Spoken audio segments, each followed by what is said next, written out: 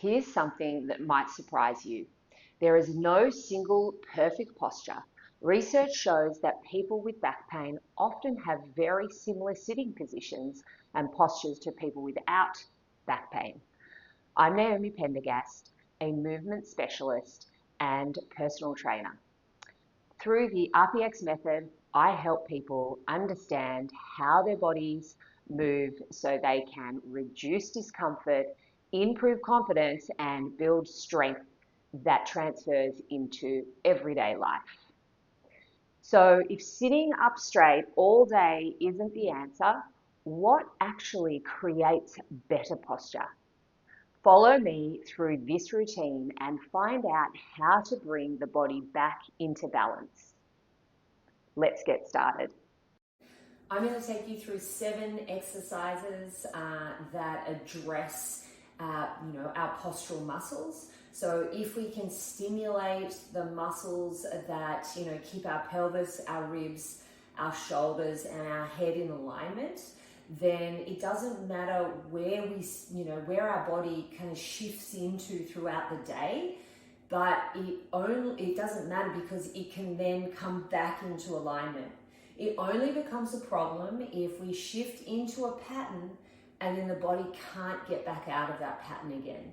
So if we sit at a desk and we stay in that position for a long time and then we stand up and we can't shift back out of that position, that becomes a problem because then we're stuck in that position. So these exercises are going to take the body through multiple planes of movement. We're going to use body weight today, but you can obviously use tools and equipment and all sorts of other things. This is just a really quick go-to set that you can use. So we're going to start on all fours in a 4-point position, and you're going to push out of your hands. Your knees are under your hips and your shoulders are over your wrists, and you're going to press into your fingers. From here, you're going to inhale through your nose. You want to make sure you're dropping your head and you're not rounding your back like this. You've got a really open chest. We're going to breathe out and we're going to lift the knees an inch off the ground and just hold this position. From here, you're just going to breathe in and out and exhale. Keep the weight in your big toes. You're trying to hold the weight between your hands and your feet evenly. So you don't want all the weight on your toes or all the weight on your hands, but to be right in the middle. Just drawing up through the belly muscles, drawing up, but still breathing. Big breaths in and out, trying to hold this position for as long as you can. You can lower it if you find that you're fatiguing really quickly. Then we're going to lift the knees and we're going to bring in a bit of a functional pattern, which is lifting our left hand and our right foot, then our right hand and our left foot. And we want to try and do this without rocking the body or shifting it too much. So it's all about trying to keep our postural muscles in our torso in the same position, but moving our limbs. So you'll see I'm moving my hands, my arms, my elbows, my shoulders, and my legs. But the center of my body is staying the same. Good, and lower it down. Then we're going to sit back on the heels. We're going to drop the head down towards the knees and then roll the hips under and bring them forward and look forward. So it's kind of like a wave.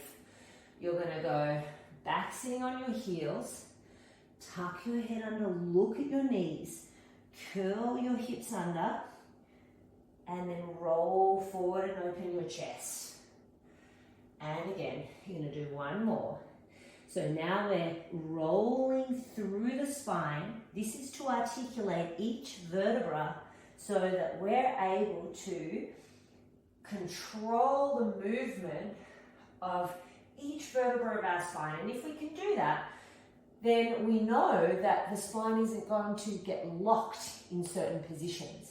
If you struggle to roll the pelvis under and roll each vertebra of the spine, it means that there might be a few that are kind of locked together and they don't get that movement. And when we get restriction in the back, it then gets followed on by compensatory patterns somewhere else. So we're now going to go into a 4-point position And we're going to slide the right toe out behind, and you're going to make sure you haven't shifted your pelvis to the left. So you're going to shift the pelvis slightly to the right so that you can feel that right hand pushing out of the floor. You're then going to lift your right leg just off the ground, not really high, so it's just hovering so that we don't dip into the lower back. So you should feel here the left side of your stomach, the right glute working, and the right shoulder working. We're going to hold this position and take the left arm out to the side, making sure that we haven't dropped or sunk into that right shoulder. And you're just going to breathe here and hold your position, actively using all of the muscles of our torso. And then lower it down, other side. So you take your left leg out, you make sure you haven't shifted the hips to the right, you lift the leg, you hold it, and then you take the right arm out to the side. So I can feel on this side for me that I lose my left shoulder here. So I'm going to put my hand on my left shoulder so that I can feel my shoulder blade connecting. So that must be a bit of a compensatory pattern for me, that I want to not use that shoulder properly. So I'm going to hold that there and breathe. Connect, connect, connect. Make sure you don't sink into the shoulder. Good. And bring it all the way down. Nice. Now we're going to turn around and sit down. So we've addressed some of those anterior postural muscles, which are the muscles through the front of our body. Now we want to go to the back of our body and address those. So from here, we're going to be sitting down. Hands are going to turn out. Now, if you have tight shoulders, you might need to step your hands out a little bit wider. So you find that position, you're sitting in between your hands and your feet. You lift your hips up off the ground. You hold this position, making sure you don't sink into your shoulders. So you're going to press out of your hands, open your chest. Then from here, you're going to breathe out and just lift one foot off the ground. And then lift the other one. Now you want to notice, do you want to tuck your hips under? I want you to make sure that doesn't happen and that you don't sink into your shoulders. Pressing out. If you find it really tough on the wrists, you can put a little towel underneath your wrists, or you can even put your hands on top of two little blocks or books. So you're going to lift up and we're going to alternate those feet, making sure you're not rocking from side to side. Breathing. Really engaging, we're engaging the back here, the back of the shoulder blades. Then you're going to hold, hold, hold, and lower it down. Then we make it a little bit more functional. We're going to lift the right foot and the left hand, and the left foot and the right hand, and you're just going to alternate and alternate. This is quite hard, this one. I find it much harder than the beast. And you're going to alternate. One more, good, and lower it down. So again, addressing all the muscles of the upper back here and all the way down into that posterior chain. Now we're going to look at the hip thrust. So we're seated. So this is going to address the muscles in the back of the legs, so all our muscles that become dormant when we sit and they don't work. This is a really great exercise to reverse the pattern of sitting. So from here, you breathe out, we tilt and lift those hips up and try to create like a table position in the body. And then you're going to breathe in, bring it back down. It's coming down towards the hands. Breathe out, back up again, breathing in, bring it down. Now the important part here is as you press your feet into the ground and lift the hips, that you're really tucking your hips under and not arching your back. So you're trying to tilt your pelvis up towards you and then bring it down. So you're really feeling the back of your legs and your glutes working as you push up. And again, press it up. Good. And back down. Now we're going to roll onto your side and we're going to address the lateral postural muscles, which are really important and they definitely get undertrained. So from here, we're going to be knees together in line with the hips, ribs and shoulders. Head stays in line with the body. So we're going to find a position on the floor with your elbow. You want it directly under your shoulder, but you can play around with palm up, palm down, fist. You can turn it out a bit and just play with the position that best helps your shoulder. I sometimes find if you feel it a lot in the shoulder to have the palm up and press the palm down into the ground. You're going to lift up and hold this position. From here, you're tilting your hips under and you're holding that lifted position. You want to feel the bottom side of the body, so the base of the shoulder blade, the side of the stomach, and the bottom glute on the edge. You want to make sure the hips are stacked and the shoulders are stacked so that you're not rotated in any way. If you want to increase the progression, you can tuck the hips, lift that top knee, and hold that top position there. So you're just holding to start and breathing so you really connect with the body. You can obviously do this on your hand, you can do it with your legs out straight.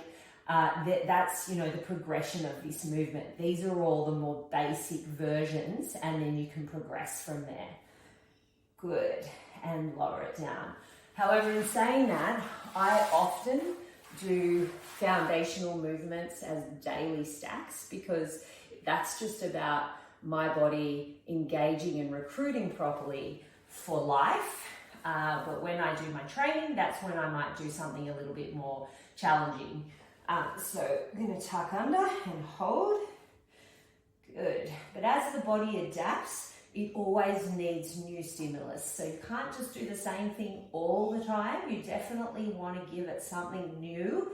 You might keep the same pattern, but you might add in, you know, tools, you might add in movement, you know, you might add in tempo, but there always has to be a progression because once the body adapts, it actually needs that stimulus to maintain, you know, that your form, to maintain your movement. So hold it here, tilt, tilt, tilt. Good, so really connecting on that side. I can feel on this side that I'm a little bit weaker, so I can feel how much it is engaging compared to the other side. I can feel that it's a lot harder for me to hold. Good. Hold, hold, hold, and lower it down. Very good. Now you're going to roll onto your back, and we're going to roll onto our side.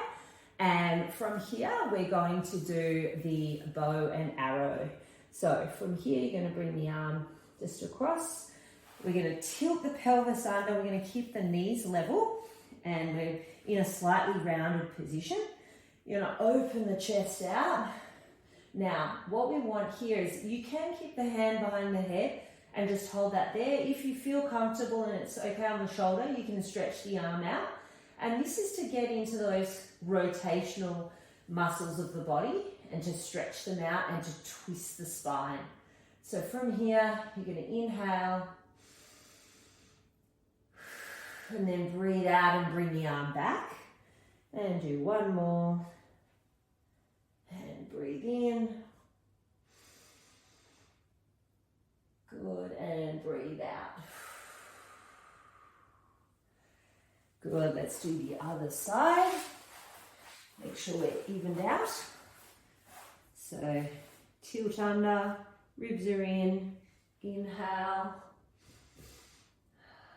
Good, and then breathe out. We're using the breath here to assist rotation. So as you inhale and open the chest, you're breathing in to help increase the rotation because that relaxes your rotational muscles, and breathing out contracts them. So that's that. If we use the exhale as we rotate, we're actually locking ourselves in place and inhibiting our rotation. So we want to just really relax into it and breathe in and then breathe out to draw ourselves back to the center. Well done.